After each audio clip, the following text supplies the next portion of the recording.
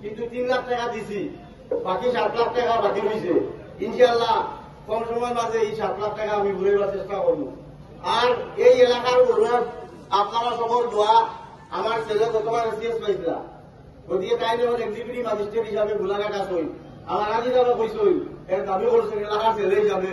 গতিকে আমার ছেলে যে বেতন পাই, 1 মাসের বেতন আপনারা জিজ্ঞাসা, 7 মাসের বেতন পাইলে ওই টাকাটা আমি আল্লাহ হতে সাহায্য করবো। আর বাকি আমার লোকের দোয়া করবা, ঈদগার বহু ব্যাংক আছে, খালি 1 লাখ হলে চলায়। গতিকে আমি তো 3 লাখ টাকা দিলাইছি, আর 7 লাখ টাকা বাকি আছে। ইনশাআল্লাহ আমি কম সময়ের মাঝে এগুলো দেওয়ার চেষ্টা করবো। আর ব্যক্তিগত ভাবে আমার ছেলের 1 মাসের বেতন দিব। আর 2 নম্বর হইল আমার ছেলে এবার এসিএস পাইছিল গতবার, এবার ইউপিএসসি বইছিল, আইএস পরীক্ষার বইছিল, গত সপ্তাহ পরীক্ষা হয়েছে। সবে দোয়া করবা যাতে তাই কি পরীক্ষা এবার পেট্রোল পাম্প ভবিষ্যতে